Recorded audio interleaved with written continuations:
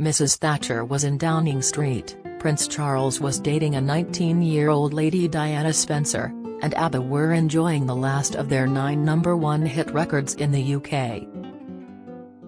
And yet almost 41 years after their last album, Super Trooper, topped the charts in November 1980, the enduring appeal of a quartet that embodied all that was fun and exhilarating in pop seems undimmed, as the extraordinary reaction to this week's news of their reunion has proved. 2 new dazzling songs released already, a full album due in November, and a cyber theatre, a new global hub for ABBA fans worldwide, is being built at London's Queen Elizabeth Olympic Park, which will put on virtual shows from next May, featuring digital versions of each band member, reunited once again, albeit computer-generated. Amid the glitzy headlines welcoming this most unexpected comeback, however, is the unspoken fact that the news this week of the band's relaunch was announced in London by the 2 Bs, Benny and Bjorn, with Ace Agneta, the sexy blonde one, and Annie Fried, the cool brunette, known by her nickname Frida, watching from afar in Sweden. But we should hardly be surprised by this striking absence. For while the beautiful front women were the focus of the band's success, and were made rich beyond dreams, it also brought them a measure of torment and tragedy their male counterparts have managed to all but avoid. In fact, the disparity between their damaged lives, which saw both at times retreat into isolation and seek psychiatric help, with that of their ex-husbands, Benny was married to Frida and Bjorn to Agneta, could not be greater. After the group's breakup in 1982, Benny and Bjorn, who had penned all the smash hits, went on to enjoy even greater triumph and riches. They wrote West End and Broadway smash Chess, and then, of course, there was the spectacular success of Mamma Mia. While not their creation, the two were deeply involved with both the musical and the 2 films. They also wrote lucrative hits for other artists, including the British band Steps, and have accumulated fortunes worth more than £200 million each. Now 74 and 76 respectively, they have always seemed entirely comfortable with their fame, as evidenced by frequent red carpet appearances around the world. In sharp contrast, however, as the 2 Bs continued their unstoppable rise, Frida and Agneta have, for much of the past 4 decades, been largely absent from the limelight, instead finding themselves falling from one misery to the next: fragile mental health, doomed affairs, a sensational relationship with an ex-stalker, a family suicide, and the death of a child and new husband, to name a few. But things weren't always this way. When the band started out, they represented an unusual ideal, in the world of pop, where sex was as vital an ingredient commercially as tuneful songs. Having a band made up of 2 married couples was deemed risky. Just a decade earlier, the Beatles' management had deliberately downplayed the fact that John Lennon was married to his childhood sweetheart because of the fear it might damage the band's appeal. But by the time of ABBA's breakthrough in 1974, when Waterloo won the Eurovision Song Contest, their clean-cut, couple status was an essential part of their allure. Here were a foursome who sang happy songs on stage and then went home to continue loving each other. Agneta, now 71, had been an angelic-looking and shy 19-year-old who had just performed her first solo single on Swedish television when she met Bjorn, 5 years her senior, and who was then a member of a popular folk group. They were instantly smitten and married 2 years later in 1971, the year before ABBA was formed. 2 children, Linda and Peter, followed. But 6 years into the marriage, it was in deep trouble. In 1979, at the height of ABBA's fame, they split up, to the horror of ABBA fans, and, at a stroke, blew away that wholesome image. Within a week of their separation, Björn was dating Agneta lookalike Lena Kellersho, a Swedish TV presenter. 2 years later they were married and he had another 2 children with Kellersho. At the time, Björn and Agneta described their breakup as a happy divorce, but reality suggests otherwise. Agneta later confessed she had felt mangled and had needed counseling. The pain of the split was immortalized in the hit The Winner Takes It All, and many fans have wondered over the years if Björn was being deliberately cruel in asking his ex-wife to sing the tragic lyric, "Tell me, does she kiss like I used to kiss you?"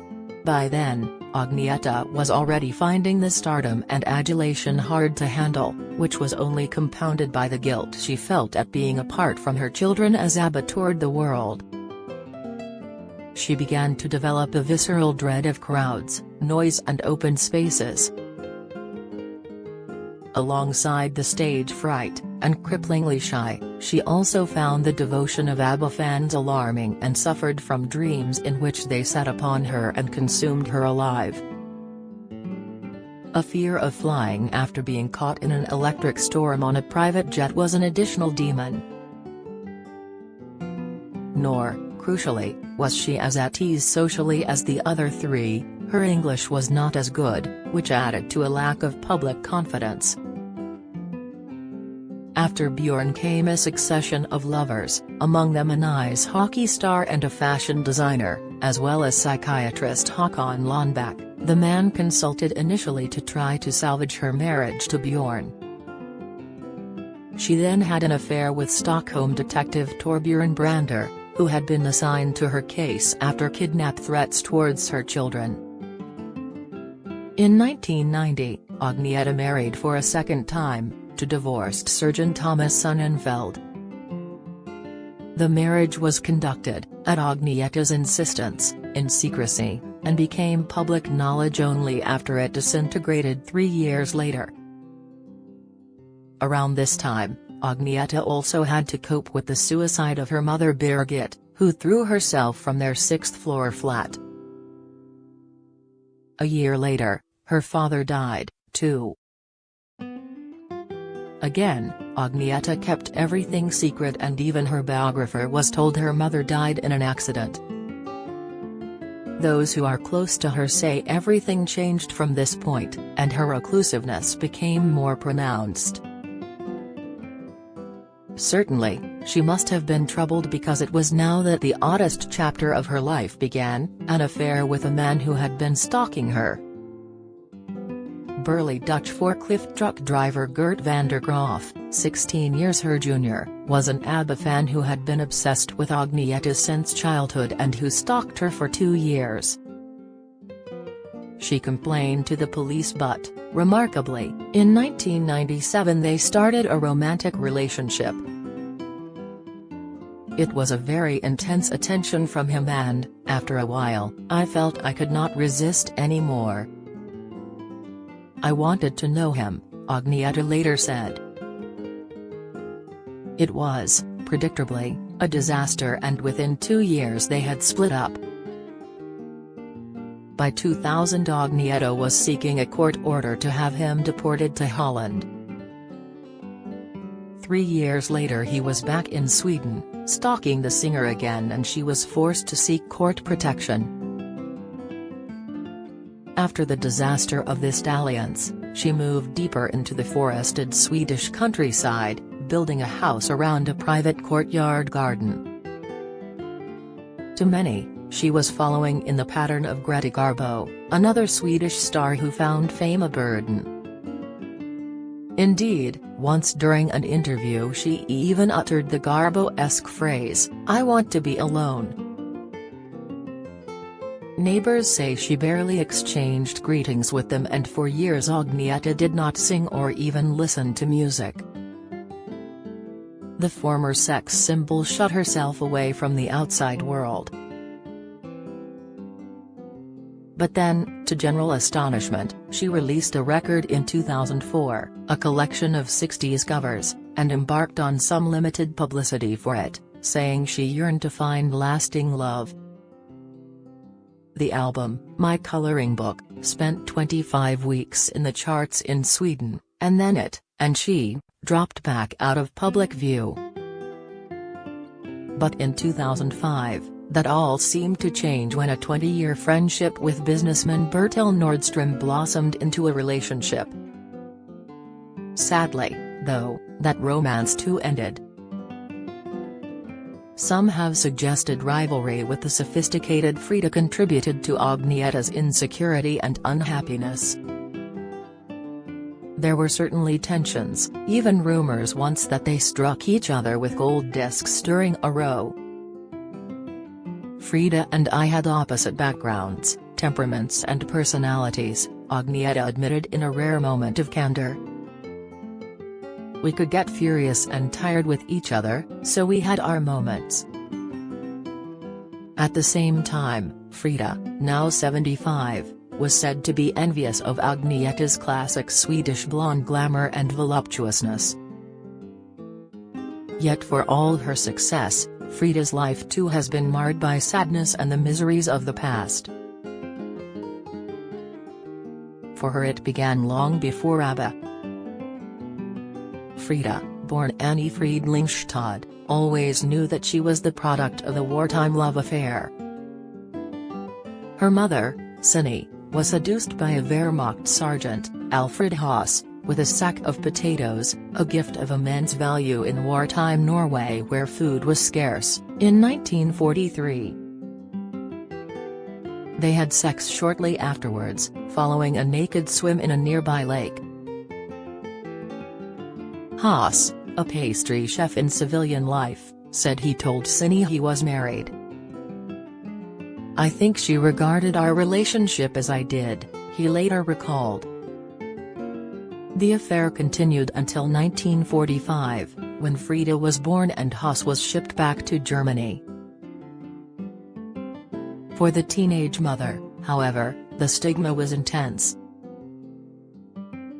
People in the street would shout German whore at her and shunned her. Soon after, the new mother, baby and grandmother fled to Sweden. Cindy took a job as a waitress but died of kidney failure, aged only 21, when Frida was just 2 years old. Brought up by her grandmother, the future singing star endured a forlorn childhood. She was told that she was the daughter of a German soldier who had drowned when his ship sank on its return to Germany. Were it not for ABBA, she might never have known otherwise. In 1977, Haas's niece, an ABBA fan, read an interview with Frida in which she said she was the illegitimate offspring of a German soldier. A meeting was arranged and Haas arrived bearing a bouquet of flowers. They looked over old photos and compared physical characteristics. But the reunion proved to be short-lived and beyond Frida's emotional capabilities. "It would have been different if I'd been a child," she said, "but it's difficult to get a father when you're 32 years old." For years afterwards, she was prone to bouts of depression. Frida's own ABBA story had begun in 1969 when she met Benny. Frida had already been married and divorced, and each had 2 children by previous partners. After a lengthy engagement they finally tied the knot in 1978. But it was not to last and they separated in 1980. Benny took up with Swedish TV personality Mona Norqvist, to whom he has been married since 1981 and with whom he has a son, Ludwig. Like Agnieszka and Bjorn, Frida and Benny claimed theirs was a happy divorce. In truth, Frida was devastated at being dumped for another woman. ABBA could not continue. The magic was dimmed and so, after 350 million record sales, the bandmates went their separate ways. For many years after ABBA's breakup, Frida looked for family happiness. She briefly moved to London before settling in Switzerland where, in 1992, she married a member of one of Germany's royal houses, becoming Her Serene Highness Princess Annie Frida of Rus. But tragedy was never far away. In 1998 her daughter by her first marriage, then 30, was killed in a car crash in New York, and the following year she lost her third husband, Prince Heinrich, to cancer. For months she disappeared from public life and later spoke of how her faith in God had helped her overcome the trauma. But in recent years she seems to have found contentment, living happily in the Swiss mountain resort of Zermatt with the W. H. Smith heir Viscount Hambledon. For decades, rumors of an ABBA reunion have swirled around pop, but no amount of money could persuade the supergroup to make a comeback.